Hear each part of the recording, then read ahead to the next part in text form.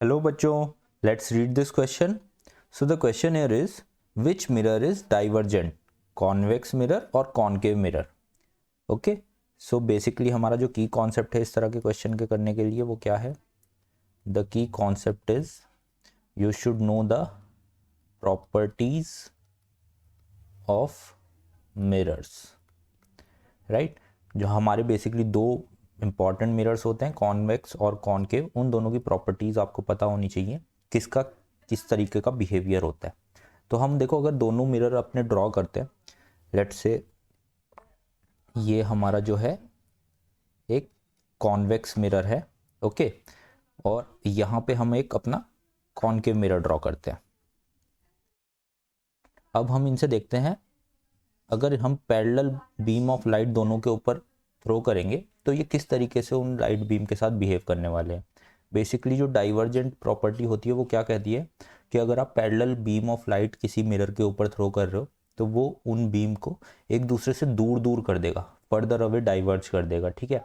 और converging property क्या होती है? कन्वर्जिंग होती है अगर आप parallel beam of light throw कर रहे हो किसी मिरर के ऊपर तो वो उनको एक सिंगल पॉइंट पे कन्वर्ज कर देगा, जिसको हम फोकल पॉइंट बोलते हैं, ठीक है।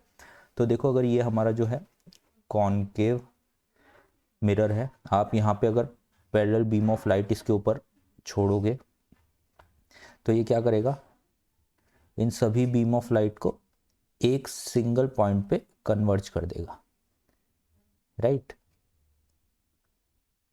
इस तरीके से। और ये जो आपका पॉइंट है इसी को हम क्या बोलते हैं? फोकस।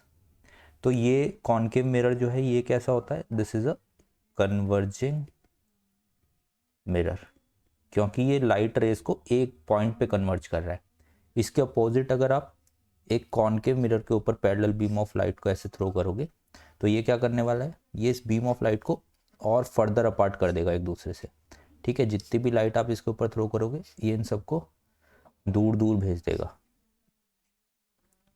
राइट। तो इसी को हम क्या कहते हैं? This is a diverging mirror. So आपका करेक्ट आंसर है convex mirror. Convex mirror is a diverging mirror. So I hope you understand this concept. Good luck.